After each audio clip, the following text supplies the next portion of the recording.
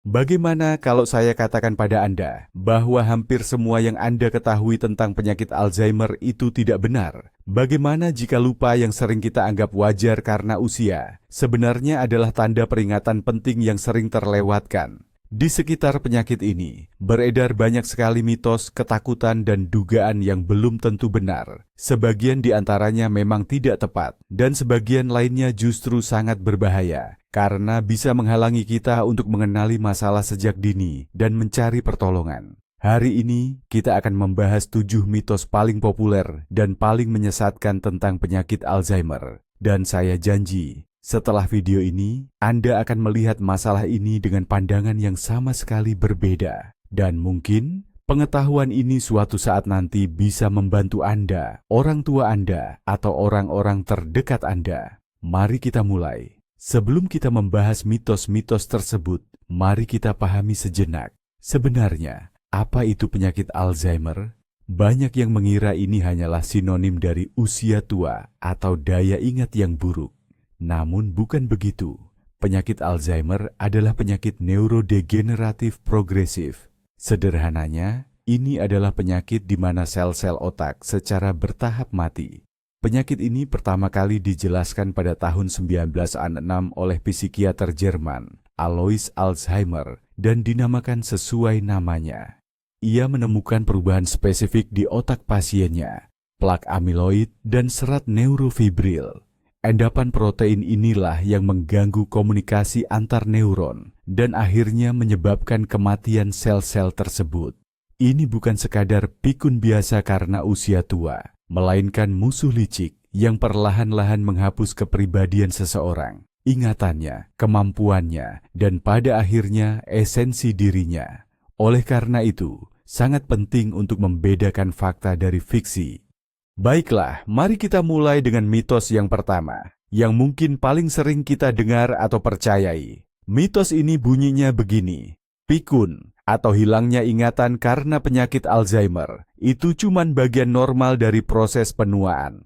Hampir semua dari kita pasti pernah mendengar kalimat seperti, mau bagaimana lagi, sudah usia.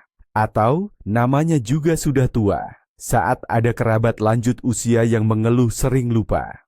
Mitos ini sangat berbahaya sekali Bapak Ibu, karena bisa menimbulkan rasa tenang atau aman yang keliru. Ini membuat kita mengabaikan gejala-gejala awal yang sebenarnya sangat penting, dan menganggapnya sebagai hal biasa saja, bagian dari proses menua yang alami. Tapi kenyataannya Bapak Ibu, lupa ingatan yang parah, sering bingung atau tersesat, serta kesulitan melakukan kegiatan sehari-hari yang biasanya mudah, itu sama sekali tidak normal. Tidak pernah. Ini adalah tanda-tanda bahaya, seperti lampu merah, yang memberi sinyal bahwa ada proses yang tidak wajar, atau proses penyakit yang sedang terjadi di dalam otak kita. Sangat penting bagi kita untuk memahami perbedaan ini. Mari kita coba pahami di mana sebenarnya batas antara memori yang normal seiring usia dan yang sudah termasuk kondisi yang perlu diwaspadai. Perubahan memori yang normal seiring bertambahnya usia, contohnya, adalah ketika Anda lupa meletakkan kunci di mana. Namun setelah sedikit berpikir, Anda bisa mengingatnya kembali. Atau Anda mungkin kesulitan mengingat nama teman lama seketika, tapi nama itu muncul kembali di benak Anda beberapa menit kemudian. Ini wajar, karena seiring usia, kecepatan otak dalam memproses informasi memang bisa sedikit melambat. Nah, kalau pada penyakit Alzheimer, keadaannya sangat berbeda. Seseorang tidak hanya lupa di mana ia meletakkan kunci, ia bahkan bisa lupa apa fungsi kunci itu sendiri. Ia bisa tidak mengenali teman dekatnya, meskipun teman itu berdiri persis di hadapannya. Ini bukan lagi sekadar perlambatan, melainkan kerusakan pada jaringan saraf itu sendiri, tempat semua informasi disimpan. Ini adalah perubahan yang bersifat kualitatif, bukan hanya kuantitatif. Supaya lebih mudah dipahami, mari kita bayangkan sebuah perpustakaan. Dalam kondisi penuaan normal, pustakawan itu hanya menjadi sedikit lebih lambat. Ia butuh waktu sedikit lebih lama untuk menemukan buku yang dicari di rak, tapi ia tahu persis di mana letak buku itu. Namun, dalam kasus penyakit Alzheimer, seolah-olah terjadi kebakaran besar di perpustakaan itu. Buku-buku hangus terbakar, daftar katalog hancur tak bersisa, dan rak-rak buku pun roboh. Bahkan ada buku-buku yang hilang selamanya, tak bisa ditemukan lagi. Pustakawan bukan hanya bekerja lambat, ia bahkan secara fisik tidak bisa menemukan informasi itu karena informasinya sendiri sudah tidak ada lagi. Oleh karena itu, sangatlah penting bagi kita untuk tidak mengabaikan masalah memori serius pada orang-orang terkasih kita, melainkan segera membawa mereka ke dokter untuk pemeriksaan. Diagnosis dini adalah kunci utama untuk memperlambat kebakaran ini dan menjaga sebanyak mungkin buku tetap aman. Nah, sekarang kita bahas mitos kedua yang juga sudah sangat melekat di pikiran kita. Mitos ini mengatakan bahwa penyakit Alzheimer hanya menyerang orang yang sudah sangat lanjut usia, di atas 80 tahun. Saat kita membayangkan seseorang dengan demensia, yang terbayang di benak kita adalah sosok kakek atau nenek yang sudah sangat sepuh. Memang benar, usia adalah faktor risiko utama. Semakin bertambah usia seseorang, semakin tinggi pula kemungkinan terserang penyakit ini. Data statistik pun menunjukkan hal yang sama. Namun, kata kuncinya di sini adalah utama, bukan satu-satunya. Ada juga yang dikenal sebagai penyakit Alzheimer dini. Dan ini sama sekali bukan kejadian langka seperti yang mungkin kita kira. Penyakit ini bisa menyerang di usia 60, 50, bahkan di usia 40 tahun. Ini mengubah seluruh gambaran yang ada, bukan begitu? Bayangkan saja, Bapak Ibu sekalian, ada seorang akuntan sukses berusia 45 tahun. Tiba-tiba ia mulai sering melakukan kesalahan-kesalahan kecil yang sebenarnya mudah dihindari dalam laporannya. Ia jadi sering lupa, mudah marah, dan melewatkan janji-janji penting. Apa yang akan dipikirkan oleh rekan kerja dan keluarganya? Kebanyakan pasti akan mengira itu karena tekanan pekerjaan, kelelahan, atau mungkin krisis paruh baya. Tidak akan ada yang terpikir untuk mencurigai penyakit Alzheimer. Orang ini bisa bertahun-tahun bolak-balik ke dokter, mengobati depresi, sindrom kelelahan kronis, atau berbagai masalah lain, padahal bukan itu penyebab utamanya. Akibatnya, waktu yang sangat berharga untuk memulai terapi dan memperlambat perkembangan penyakit akan terbuang sia-sia. Mitos semacam ini sangat berbahaya. Ia membuat penyakit ini tidak terlihat di mata masyarakat, bahkan di mata para dokter, apalagi jika pasiennya masih relatif muda. Ini sebuah kerugian besar. Kisah-kisah pasien seperti ini sungguh memilukan hati. Banyak orang kehilangan pekerjaan, bahkan keluarga menjadi berantakan, karena perubahan perilaku mereka justru dianggap sebagai sifat buruk atau kegagalan pribadi, bukan sebagai gejala penyakit. Menurut data dari berbagai organisasi yang peduli Alzheimer, hingga 5-10% dari semua kasus adalah jenis yang muncul lebih awal. Ini berarti ada ratusan ribu orang di seluruh dunia yang mengalaminya. Oleh karena itu, ingatlah baik-baik.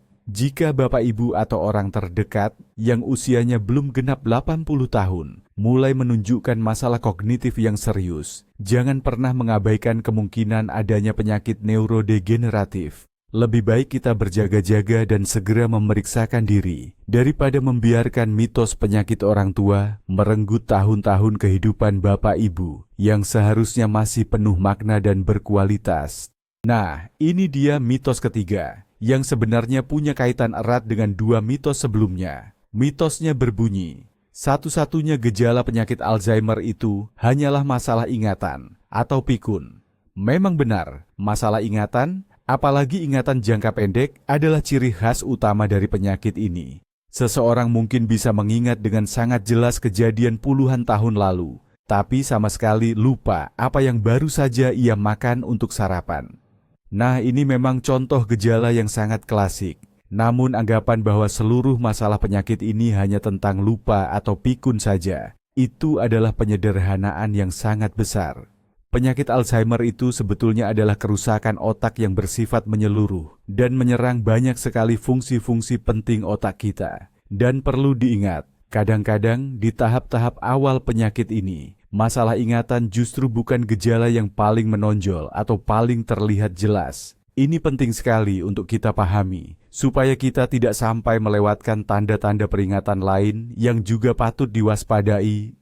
Nah, apa saja sih tanda-tanda yang perlu kita perhatikan? Misalnya, kesulitan merencanakan sesuatu atau memecahkan masalah sederhana. Bayangkan, seorang bapak atau ibu yang seumur hidupnya jago masak, tiba-tiba merasa kesulitan mengikuti resep yang mudah. Atau seorang yang dulunya ahli keuangan, kini tak sanggup lagi membuat anggaran sederhana. Gejala penting lainnya adalah hilangnya semangat dan minat pada kegiatan favorit. Contohnya, yang tadinya hobi berkebun atau merajut, tiba-tiba jadi malas dan hanya duduk-duduk menonton TV sepanjang hari. Masalah bicara juga sering muncul, jadi susah mencari kata yang pas, atau bicaranya jadi pelan dan sering terhenti. Satu lagi tanda yang perlu diwaspadai adalah kebingungan arah dan waktu. Orang bisa tersesat di lingkungan yang padahal sudah sangat akrab, atau lupa ini hari apa, bahkan tahun berapa sekarang. Mari kita kembali lagi ke analogi komputer. Jika ingatan itu ibarat hard disk, penyakit Alzheimer tidak hanya merusak bagian itu saja, ia juga menyerang prosesor, yang berfungsi mengatur kecepatan dan logika berpikir kita. Penyakit ini merusak kartu grafis, video card, sehingga penderitanya kesulitan dalam hal pandangan atau orientasi ruang. Ia juga mengganggu kartu suara, sound card, yang membuat penderita sulit berbicara atau memahami percakapan. Dan yang paling parah, penyakit ini menginfeksi sistem operasi utamanya, sehingga menyebabkan perubahan drastis pada perilaku dan kepribadian seseorang. Penderitanya bisa menjadi mudah curiga, agresif, atau justru sebaliknya, menjadi penakut dan gampang menangis. Oleh karena itu, saat menilai kondisi orang terkasih, lihatlah gambaran secara menyeluruh. Jangan hanya terpaku pada satu bagian puzzle saja, yaitu ingatan. Sekarang, mari kita bahas tentang pencegahan. Ya, Bapak dan Ibu sekalian, ada satu mitos yang sering kita dengar. Ini mitos yang keempat. Katanya, penyakit Alzheimer bisa dicegah hanya dengan rutin mengisi teka-teki silang atau menjalani diet khusus. Gagasan ini memang sangat populer dan seringkali terasa menenangkan hati. Seolah-olah ada resep sederhana yang tinggal kita ikuti, dan penyakit yang menakutkan itu akan menjauh dari kita. Di majalah-majalah dan juga di internet, banyak sekali artikel dengan judul seperti 5 makanan penyelamat dari demensia atau ayo rajin sudoku, otak Anda pasti awet muda. Tentu saja melatih otak kita dengan berbagai aktivitas mental dan menjaga pola makan yang sehat itu sangat-sangat penting untuk kesehatan otak kita. Namun, Bapak dan Ibu, sayangnya hal-hal tersebut bukanlah jaminan 100%, atau bisa dibilang bukan obat mujarab untuk benar-benar mencegah penyakit Alzheimer. Nah, apa kata sains tentang ini? Latihan pikiran seperti belajar bahasa, membaca, atau bermain alat musik ternyata sangat bermanfaat. Semua ini membangun apa yang disebut cadangan kognitif. Bayangkan otak Anda itu seperti sebuah kota, dan jalur-jalur saraf di dalamnya adalah jalan-jalan kota itu. Semakin banyak Anda belajar dan berpikir, semakin banyak pula jalan, jembatan, dan persimpangan yang Anda bangun di kota itu.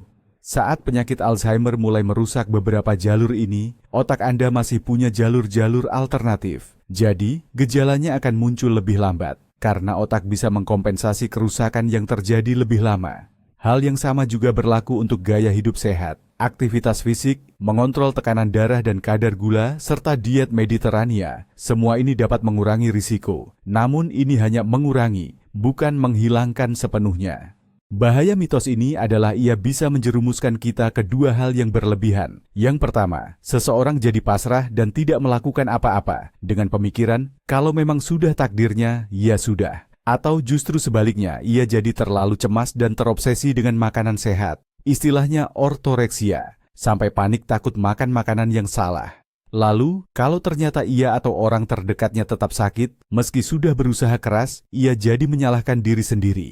Padahal seperti biasa, jalan tengahlah yang paling bijak. Tidak ada satupun diet ajaib, pil ajaib, atau satu jenis olahraga yang bisa jadi solusi tunggal. Pencegahan penyakit Alzheimer itu justru adalah sebuah maraton panjang seumur hidup, yang sifatnya menyeluruh dan melibatkan banyak hal, demi menjaga kesehatan tubuh secara keseluruhan. Ini meliputi kesehatan pembuluh darah, jantung, metabolisme tubuh, dan tentu saja aktivitas otak yang terus-menerus dan bervariasi. Memang ini bukan jaminan 100%, tapi inilah cara terbaik kita untuk memberikan perlawanan pada penyakit ini. Mitos kelima ini muncul setelah diagnosis ditegakkan. Anggapan ini sangat mengerikan, yaitu bahwa diagnosis penyakit Alzheimer adalah vonis mati, seolah hidup langsung berakhir begitu saja. Ketakutan ini sangat bisa dimengerti. Kita sering melihat di film dan membaca di buku tentang kondisi demensia yang parah, dan hal ini memang menakutkan. Banyak orang ketika mendengar diagnosis ini langsung merasa putus asa, menyerah dan beranggapan bahwa yang menanti hanyalah kegelapan tanpa harapan serta kemunduran yang cepat. Keluarga juga seringkali merasa bingung, tidak tahu harus berbuat apa, dan menganggap diagnosis ini sebagai akhir dari segalanya. Namun, pandangan modern terhadap masalah ini sangat berbeda, dan inilah yang sangat penting untuk kita sampaikan kepada setiap orang yang menghadapi penyakit ini. Ya, memang hingga kini penyakit Alzheimer belum ada obatnya yang bisa menyembuhkan total. Kita memang belum punya obat yang bisa mengembalikan kondisi seperti semula dan memperbaiki sel-sel otak yang sudah rusak. Namun, bukan berarti dunia medis tidak berdaya. Dalam beberapa dekade terakhir ini, sudah ada kemajuan besar yang dicapai dalam mengembangkan terapi pendukung. Ada obat-obatan yang bisa memperlambat perkembangan gejala penyakit ini hingga bertahun-tahun lamanya, terutama jika pengobatan dimulai sejak dini. Obat-obatan ini bisa membantu meningkatkan daya ingat, kemampuan berkonsentrasi, dan kemandirian dalam beraktivitas sehari-hari. Ini memberikan kesempatan berharga bagi pasien untuk memiliki hidup yang lebih aktif dan bermakna. Selain itu, banyak juga metode non-obat yang bisa dilakukan, seperti pelatihan kognitif, terapi seni, dan terapi musik. Semua ini berguna untuk menjaga fungsi otak dan meningkatkan suasana hati pasien. Intinya, kita perlu mengubah pola pikir kita. Jangan lagi menganggap penyakit Alzheimer sebagai akhir yang cepat, melainkan sebagai penyakit kronis yang bisa dan harus kita kelola. Sama seperti orang bisa hidup dengan diabetes atau tekanan darah tinggi, kita juga bisa hidup dengan penyakit Alzheimer. Kuncinya adalah mengelola gejalanya dan beradaptasi dengan setiap perubahan yang terjadi. Dengan deteksi dini dan terapi yang tepat, seseorang masih bisa lama beraktivitas mandiri, tetap dekat dengan keluarga, dan menikmati indahnya hidup. Memang, hidup ini mungkin akan berbeda dengan beberapa batasan. Tapi ingatlah, ini tetaplah sebuah kehidupan yang berarti. Maka dari itu, tugas kita semua, baik dunia medis maupun masyarakat, adalah memastikan kehidupan ini berkualitas sebaik mungkin dan berlangsung selama mungkin. Baiklah, mari kita selami dunia teori konspirasi dan cerita-cerita yang banyak beredar di masyarakat. Mitos yang keenam ini membahas berbagai kesalahpahaman. Katanya, penyakit Alzheimer itu disebabkan oleh peralatan masak aluminium, vaksin, tambalan gigi merkuri, dan faktor-faktor luar lainnya. Mitos-mitos semacam ini memang sulit sekali dihilangkan. Ini mungkin karena mereka memberikan penjelasan yang sederhana dan mudah dicerna untuk sebuah masalah yang sebetulnya sangat rumit. Rasanya jauh lebih mudah untuk percaya bahwa penyebabnya hanyalah satu hal tertentu yang bisa kita singkirkan saja dari hidup kita, lalu kita merasa aman. Sebagai contoh, mitos tentang aluminium ini sudah ada sejak tahun 60-an. Waktu itu ditemukan kadar aluminium yang tinggi di otak para penderita Alzheimer. Kabar ini pun cepat tersebar luas dan orang-orang beramai-ramai membuang panci-panci aluminium mereka. Namun, dalam beberapa dekade terakhir, banyak sekali penelitian berskala besar telah dilakukan, dan tak satu pun dari penelitian tersebut yang berhasil membuktikan adanya hubungan sebab akibat langsung antara penggunaan peralatan masak aluminium atau antiperspiran dengan berkembangnya penyakit Alzheimer. Para ilmuwan hingga kini masih memperdebatkan apakah penumpukan aluminium di otak merupakan penyebab atau justru akibat dari kematian sel-sel saraf. Mengenai vaksinasi, terutama vaksin flu, situasinya justru kebalikannya. Studi-studi besar telah menunjukkan bahwa individu yang rutin melakukan vaksinasi memiliki risiko demensia yang sedikit lebih rendah. Hal yang sama berlaku juga untuk tambalan gigi berbahan merkuri. Tidak ada data meyakinkan yang menghubungkannya dengan Alzheimer. Mitos-mitos ini justru mengalihkan perhatian kita dari faktor-faktor risiko yang nyata dan sudah terbukti. Lalu, apa saja sebenarnya faktor-faktor penting itu? Seperti yang sudah kita bahas sebelumnya, faktor utamanya adalah usia. Yang kedua, dan tak kalah penting, adalah faktor genetik atau keturunan. Ini akan kita bicarakan lebih lanjut dalam bahasan mitos berikutnya. Namun, ada juga faktor-faktor lain yang bisa kita ubah atau kita kendalikan, yang sering disebut faktor yang bisa dimodifikasi. Ini termasuk penyakit jantung dan pembuluh darah, seperti tekanan darah tinggi atau hipertensi, kolesterol tinggi, dan diabetes. Ingatlah, segala sesuatu yang tidak baik untuk jantung kita juga tidak baik untuk otak kita. Selain itu, cedera kepala berulang, tingkat pendidikan yang kurang memadai, isolasi sosial, dan depresi juga terbukti menjadi faktor risiko. Dengan memusatkan perhatian pada pengelolaan faktor-faktor ini, kita akan memberikan manfaat yang jauh lebih besar bagi kesehatan otak kita dibandingkan hanya melakukan hal-hal yang tidak terbukti atau sekadar takhayul. Baiklah, sekarang kita sampai pada mitos terakhir, yang ketujuh. Mitos ini berhubungan dengan genetik dan mungkin paling sering menimbulkan perasaan pasrah atau putus asa yang mendalam. Bunyinya begini, jika ada anggota keluarga yang pernah menderita penyakit Alzheimer, pasti saya juga akan mengalaminya. Banyak orang hidup dalam ketakutan yang terus-menerus ketika melihat orang tua mereka yang sudah lansia menderita demensia, dan kemudian membayangkan nasib serupa akan menimpa diri mereka sendiri. Mereka beranggapan bahwa karena ini sudah di dalam gen, maka tidak ada yang bisa dilakukan, dan mereka ditakdirkan untuk melewati jalan yang sama.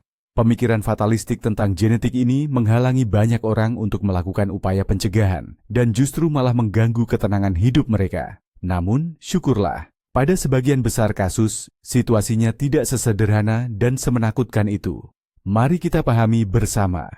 Penting sekali untuk kita memahami bahwa penyakit Alzheimer memiliki dua jenis, yang bersifat keturunan atau familial dan yang sporadis. Bentuk keturunan ini sangat jarang terjadi, hanya ditemukan pada kurang dari 1-22% dari semua kasus. Penyakit ini disebabkan oleh mutasi pada gen-gen tertentu dan memang benar diturunkan dari satu generasi ke generasi berikutnya dengan kemungkinan 50%. Pada jenis ini, penyakitnya biasanya mulai muncul sejak usia dini, yaitu sebelum usia 60-65 tahun. Namun, mayoritas besar kasus, lebih dari 98%, adalah jenis sporadis. Dalam perkembangannya, gen juga punya peran, misalnya gen ApoE, tapi gen-gen ini hanya meningkatkan atau menurunkan risiko, bukan suatu kepastian bahwa Anda akan sakit.